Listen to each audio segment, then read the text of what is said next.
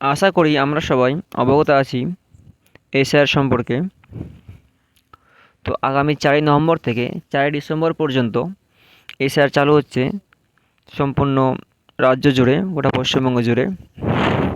তো আপনারা সবাই দেখতে পাচ্ছেন আমার কাছে একটা ফর্ম আছে অ্যানেক্সার 3। তো এই ফর্মের সম্পূর্ণ ডিটেল আজকে আমি তোমাদের সবাইকে বলে জানাবো। আর একটা কথা, এশিয়ার নিয়ে অত কেউ চিন্তিত হবেন না। যাদের 2002 সালের লিস্টে নাম আছে বা যাদের নাম নেই, তাদের যদি জমির দলিল বা অন্য কোনো ডকুমেন্টস থাকে সেটা দিয়ে এসআর হবে।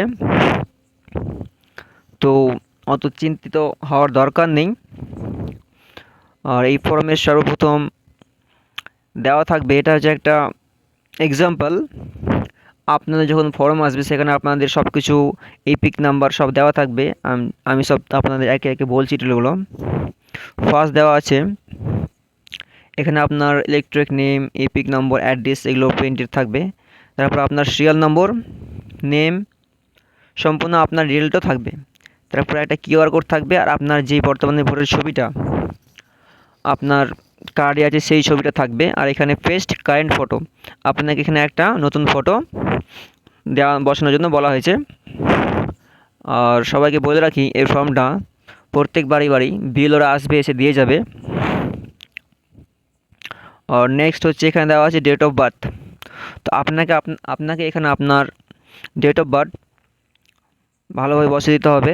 তারপর দেওয়া আছে আধার নম্বর, এটা হচ্ছে অপশনাল, যদি থাকে অবশ্যই দিবে, না থাকলে না দিলেও চলবে, কোনো ব্যাপার নেই। তারপর হচ্ছে মোবাইল নাম্বারটা দিয়ে দিবে। ফাদার্স বা গার্জিয়ান নেম, এখানে আপনি আপনার বাবার নাম বসাবেন। ফাদার্স গার্জিয়ান নেম, আপনার বাবার ইপিক নম্বর যেটা বর্তমানে আছে সেটা আপনি বসাবেন। বর্তমানে অনেকেরই কী হয়েছে, 2002 সালে যেটা ছিল এখন চেঞ্জ হয়ে গেছে, তো বর্তমানটা বসাবেন। 2002 সালেরটা বসাতে হবে, সেটা নিচে বসাতে হবে, সেটাও বলবো। মাদার্স নেম, মায়ের নাম দিবেন। মাদার ইপিক নম্বর, মায়ের ভোটার কার্ডের নাম্বারটা দিবেন। তারপর স্পাউস নেম, এটা হচ্ছে স্বামীর ক্ষেত্রে স্ত্রীর নাম বসবে এখানে, আর স্ত্রীর ক্ষেত্রে স্বামীর নাম। সেম স্পাউস এপিক নাম্বার, স্বামীর ক্ষেত্রে স্ত্রীর এপিক নাম্বারটা, আর স্ত্রীর ক্ষেত্রে স্বামীর এপিক নাম্বার।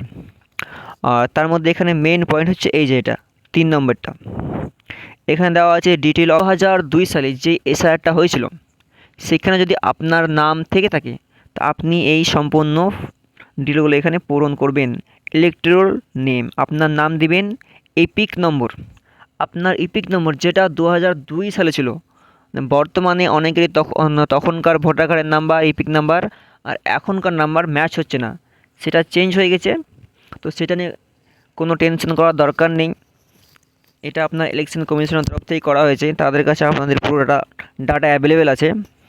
অনেকে ভাবে আমার নাম্বারে ওখানে আলাদা আছে, এখানে আলাদা, চেঞ্জ হয়ে গেছে, তো সেটা কোনো ব্যাপার না। তারপর রিলেটিভ নেম, এখানে আপনি আপনার বাবার নাম দিতে পারেন বা মায়ের নাম, যার এখানে আপনার লিস্টের নামটা আছে তার রিলেশনশিপ কী সম্পর্ক সেটা দিয়ে দিবেন। তারপর ডিস্ট্রিক্ট, তারপর স্টেট। তারপর আপনি এখানে দেবেন আপনার এসি নেম, 2002 সালে যে আপনার ভোটার যেখানে আপনার ভোট ছিল, আপনি যেখানে ভোট দিয়েছেন সেখানকার এসি নম্বরটা আর পার্ট নম্বর। তারপর আপনার সিরিয়াল নম্বরটা বসিয়ে দিবেন। এটা হয়ে গেল আপনার ক্ষেত্রে। এবার হচ্ছে এই যে দ্বিতীয় নম্বর, detail of the relative whose name in gave in the previous column in the last SIR. এখানে আপনি আপনার নাম, যেহেতু আমার ক্ষেত্রে আমার 2002-এর লিস্টে নাম নেই, আমার বাবার আছে, সেই ক্ষেত্রে আমি আমার সম্পূর্ণ ডিটেলগুলো উপরে ফিল আপ করার পরে এখানে আমি আমার বাবার নাম, বাবার 2002-এর পুরো ডিটেলটা লিখে দিব। বাবার নামটা দিয়ে দিব, বাবার ইপিক নম্বরটা দিয়ে দিব, তারপরে আমার সম্পর্কটা কী সেটা লিখে দিব, রিলেটিভ, হ্যাঁ। তারপর ডিস্ট্রিক্ট, স্টেট, সেই ক্ষেত্রে বাবার এসি নম্বর, পার্ট নম্বর, সিরিয়াল নম্বরটা দিয়ে দিব। তারপরে যদি কোনো জরুরি ডকুমেন্টস, যেমন যাদের 2002 লিস্টে নাম আছে তাদের তো কোনো ডকুমেন্টস লাগবে না। আর